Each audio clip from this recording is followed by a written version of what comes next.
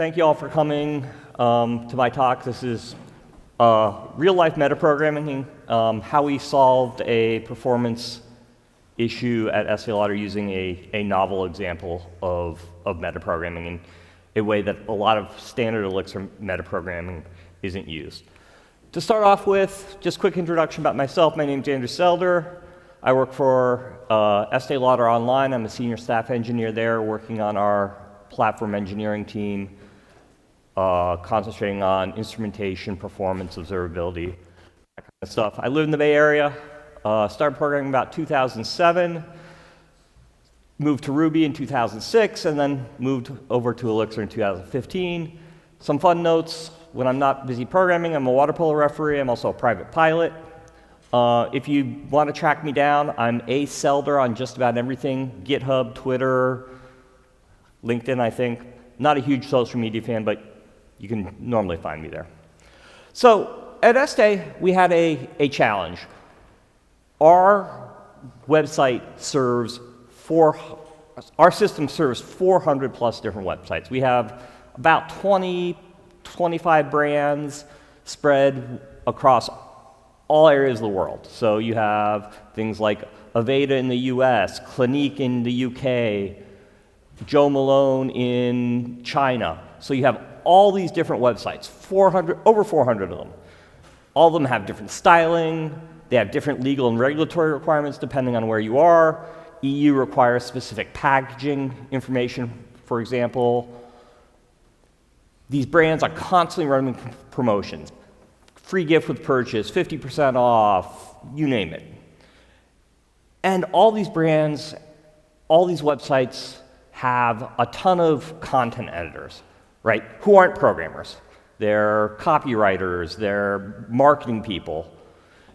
And you can imagine, with 400 different websites, the amount of stuff that's changing is incredibly fast. It's so fast that it's really hard for us to keep up with. We couldn't do it via a standard deployment cycle, right? I can't be deploying code every time a copywriter on one of 400 sites wants to change this text or add this banner or things like that. And most of them aren't engineers. So we had to come up with a different way of solving this problem so we could have the brands get what they need and be able to keep these websites functioning at a scale of 400 plus websites. So what we came up with is we developed a visual custom CMS. So when you think of CMS, it's not your standard CMS where it's just content. In fact, what they're actually editing are templates. Basically, it allows them to create a Heeks template even though they really don't know about it. The string for that's stuffed in the database. And there's some standard naming conventions. Every brand site has a header that's called header, footer, and then they can reference other custom ones if they go along. So we have all these Heeks templates in the database, cached in memory because we hit them all the time. So now we've got to render them. And when you start out, there's really two basic ways to render a dynamic template. The first one is EEX eval string. Really simple, takes a template as a string, takes a bunch of variables, renders it, gives you a string back. There's also a little fancier one called EEX compile string, which basically takes the EEX template and converts it to an intermediate form, does some of the pre-processing, and then you call code eval quoted, and that takes that intermediate form, combines it with the variable bindings, and gives you back the template. The idea there is it should be faster than eval string just because it does all that pre-processing beforehand. So that's what we did. The problem is, even those are really slow. You could take up to about 10 milliseconds to render one of these templates. It needs to set up an execution context, translate into the beam instructions, and actually do it. And if you can see here, this is a flame graph from Datadog. All those little, let me see if let's get this to work. All those little boxes right there are just rendering templates. That's a product grid. So each of those little piano keys is rendering one product in the product grid. And as you can see, it took about 450 milliseconds to render the page. which for a consumer website is not good. So that's a problem. And when I came to Phoenix, one of the things was, Phoenix is fast. It renders templates really fast.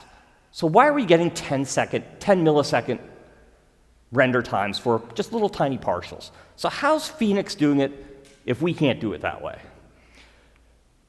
So it turns out Phoenix, when it's doing regular old templates, Heeks files, it takes those templates, actually compiles them to a function that return I/O lists. An I/O list is just basically a list of pieces of I/O that are handled in a special way. If you really want to learn about them, Big Nerd Ranch has a great article about them. It's really a key to how Phoenix does it fast. And digging down in the code, there's this function, actually it's not a function, it's a macro called EEX function from string. And if you go to the hex docs, it says it generates a function definition from the given string. Surprise. And it gives you this example. For instance, you can just define a module sample, call EEX function from string, give it some stuff, the bindings, the template, and then you end up with a function that you can call, and it'll return a string.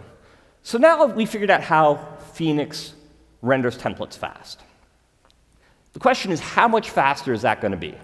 So dig out Benchee. If you haven't used Benchee before, it's a great micro benchmarking framework. It allows you to run a whole bunch of things and tells you how much different they are. So what we have here is a really simple live view template, A plus B. Some options. So I compile the string. I use that EEX function from string to define a function, and then I tell Benchee to run it 3 different ways. One, eval string, eval quoted, and then calling our function. Does anybody want to guess how much faster the fastest one of those is? Any guesses? 100x. Close. So if you look here are the benchmark results. It turns out the function call is somewhere between 150 to 250 times faster than calling eval string. And actually, this is why you benchmark stuff. It actually turns out for that really simple template, calling eval quoted was actually twice as slow as just the eval string. But who knows? But the important part there is EEX function from string. Function invocation is orders of magnitude faster and uses orders of magnitude less memory. So we found fast, right? We now know how to render templates fast, but there's a problem. EX function from string is a macro, and that macro can only be called during module definition. In fact, if you call it any other time, you get this wonderful message, can invoke def outside module, which makes sense since you're defining a function. So def module is also macro, right? I can't just call def module and have it run at runtime, right? It gets expanded at compile time and creates a beam file. So how do we take this really fast way of rendering a template and combine that with the fact that we don't know what our templates are at compile time, right? They're stored in a database somewhere. They're changing all the time. So how can we solve that? So we're going to dig into a little bit of metaprogramming here. So metaprogramming, code that writes or modifies code. Really basic definition. We're not going to go too deep into metaprogramming, but just a couple key terms here. One is abstract syntax tree. That's basically code represented as an Elixir data structure. A macro is a function that's evaluated at compile time that takes the current abstract syntax tree, does something to it, and shoves out another bit of abstract syntax tree, which is dropped into where it was called. And then 2 special Elixir things called quote and unquote, which allow you to manipulate abstract syntax trees. So, as he said, an abstract syntax tree is just Elixir code expressed as an Elixir data structure. It's just a nested set of 3 tuples that look really like this. You have a call, some metadata, and then the arguments. And then the question is, writing those is a pain in the butt. If you've ever written Lisp, that's essentially what you're doing. Elixir has this thing called quote, which allows you to take a chunk of Elixir code, wrap it around quote with quote do, and instead of executing that code, it'll return the abstract syntax tree representation for it. For instance, if I call string bag distance on those arguments and ask Elixir to quote it, you get what's down at the bottom. You can see it applies the dot to a whole bunch of things. It looks up bag distance in the string module. It calls the string join operator. So you can start to see how that tree structure is being built. One thing to know about quote is it is strictly translation to abstract syntax tree. It doesn't do any evaluation. For instance, here we have the variable ABB defined as foo, and then I'm using that ABB variable inside that quote block. And if you notice, when it comes out at the end, it stores a reference to ABB. It will look up, the abstract syntax tree is telling Elixir to look up ABB. It doesn't drop the value of ABB in there. So Elixir also has this thing called unquote, which takes an expression that's given to it and essentially dereferences it. It drops the value into the abstract syntax tree instead of the reference to the variable. So here, this is the exact same thing, except we've wrapped ABB with unquote. And now if you look at the abstract syntax tree that comes out, you have, come back here. Yeah, you have foo dropped in there. And as I said, so now we've got the basics we can do of what macros are. So macros are functions that are evaluated at compile time that return a chunk of AST. And whatever AST is returned, dropped into the overall AST at that point, and it's if the original macro never existed. All that exists in the compiled byte code is what the macro output. Perfect example of that is, so the canonical example of that is the Elixir logger.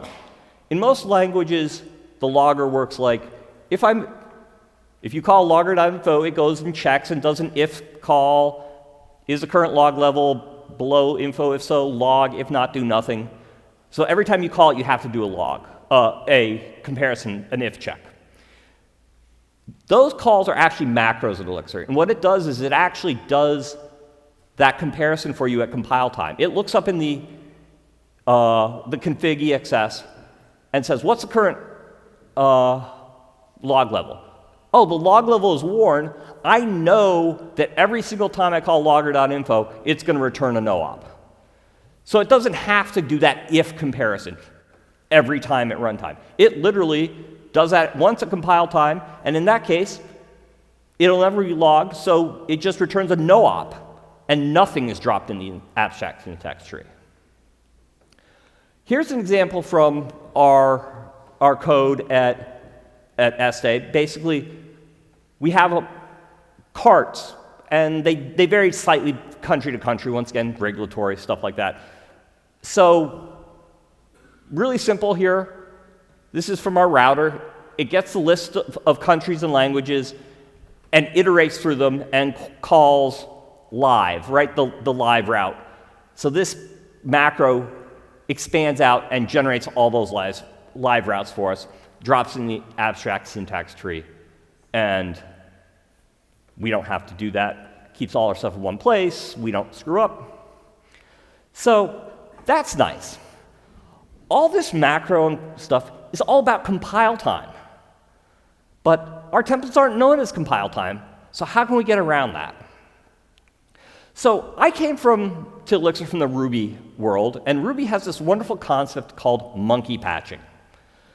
Ruby's based on the Smalltalk model, in which there isn't a compile stage, right? The entire state of the world is built up statement after statement, and a statement defining a function is no different than a statement executing a function call. So you just merrily go along, defining functions, doing something, defining a class, doing something else. So you can just build up whatever you need as you go. And at runtime, if you need something else, you can just create it. So you can really do some really, really incredible things with monkey patching. You could also really, really blow your foot off. How many of you here have ever done any monkey patching in Ruby? How many people blew their foot off at least once? Yes, we've all done it. So what we really need here is this sort of concept of monkey patching, right? I can define these really fast functions to render templates, but I have to do it in modules, but I have to do it at runtime, which gets a little tricky because Elixir isn't based on the Smalltalk model. There's a hard separation between compile time, generates a bunch of Beam files, and runtime. Takes those Beam files, boots up the state of the system, and you're ready to go. So, and you can't call def module, right? It's a macro. It will be expanded at runtime and will just never exist at time. So the question is, can we monkey patch Elixir? And the answer is yes, we can. So the key to this is if you dig into the Elixir documentation, there's this function called compile quoted. And the docs, really understated, says compiles a quoted expression and returns a list of tuples where the first element is the module name, second is the bytecode, blah, blah, blah, blah, blah. A file can be given, blah, blah, blah, blah, blah. Great, it compiles a quoted expression. But that really undersells what we have and what it does. First of all, it's a function. It can be called at runtime. It's not a macro, it's a function. It can take an AST representation, right? It's a quoted expression. And what the docs don't say is, not only does it return the bytecode of the module, it actually installs that module into the Beam VM. So that module becomes available for you to call. So if we can now define modules at runtime, or compile stuff at runtime, we've got a lead on to how we can make this actually work.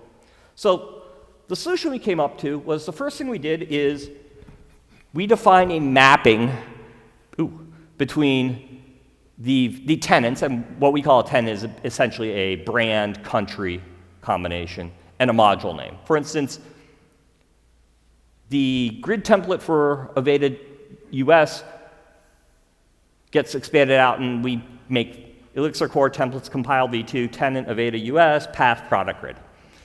It's long, but it's a legal module name. Each of those modules will have a render function that takes assigns, just like any other normal template.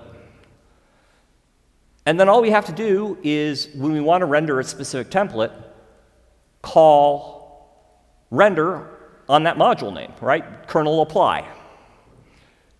We know the tenant, we know the template name, generate the module name, call kernel apply with render and the assigns. It also really can, as a bonus, because it's a module, we can use function exported, right? We know the name of the function, and you can use function exported on modules that don't exist and it'll return false. So it's a really easy way for us to know if we've actually compiled something or not. So what does the code to do this look like? It actually turns out to be a really little bit of code. So this gets a little, not that deep, but let me just walk you through it. So basically, whenever you want to define one of these template modules, we basically take the module name that we generated from that mapping function, some metadata, and then the template. And then we make a big quote block. And inside that quote block, we call def module, just like we would if we were writing this module as normal. We just have to unquote some stuff to drop it into the abstract syntax tree. So we unquote the module name, def module, unquote the module name, and then it's just a standard Elixir view right there, right? We updated that just so we have it, and then we call that Elixir EEX function from string, unquote the template to drop it in, and then unquote some other stuff to make LiveView happy. This code is from LiveView 17, I think, the metadata there changes slightly between different versions of Phoenix, of LiveView. So you may have to tweak that if you were going to want to do that with different versions of LiveView. So that function right there just returns a bunch of abstract syntax tree representing the module definition, right? Quote can be called anytime. So it just returns a whole bunch of AST. So then all we have to do is call code compile quoted, buried right there on the third line around with some measuring stuff around it, catching the errors in case someone made a typo, one of the content editors made a typo and the template's blowing up so we don't blow up the entire system. So what that does is now, when we call compile quoted there, that module is now available to the entire system. And we can call render and get that really fast rendering on it. A couple of challenges to go along with that is, how do we take this and keep track of how templates are changing, right? We have content editors updating a CMS. So in our admin system, really simple, it just fires pub sub events, right? Someone changes a template, pub sub event, all the nodes are notified, and just recalls that same set of AST generation. Also, in the grand scheme of things, compiling these templates can be a little slow, up to several hundred milliseconds, depending on how complicated the template is. And I mean, the templates we had in this demo were really simple, but you can imagine what the templates for a production website are, right? They're not simple. There are potentially hundreds of lines of heeks. So it takes a little while to compile. So as much as possible, we don't want to, one, have consumers wait while we render it for the first time. And also, what we really don't want to happen is a new pod comes up and 300 people hit the site all at the same time, and now we have 300 processes all trying to define the same module at the same time. It'll work, it'll just be a little slow because there's a little bit of contention when they all try to load the module in at the same time under the same name. So basically we just put a gen server behind this, right? It just keeps track. One, it allows us to single thread the compilation, and also it's supervised.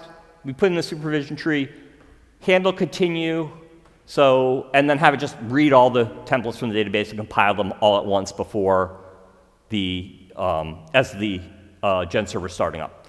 It also then just uses a flag in ETS to determine, hey, I'm done compiling, I'm ready to take traffic, and our health check just reads the value of that flag in ETS to determine whether to start taking traffic or not. Originally, we had all the templates for a given tenant, which once again is a brand country combination, in the same module, named with the functions named by the template name. So we'd have one module for Aveda US, and it would have def header, def footer, etc. We moved away from that to single function modules just for speed of compilation, and a lot of times one thing was changing and we didn't want to have to compile 15 other things that you didn't need to. So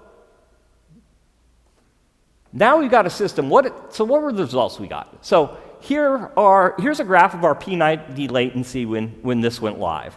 So as you can see, it went live about 8:57, and our P90 went from about 0.6, so about 600 milliseconds, down to about 150 milliseconds on average.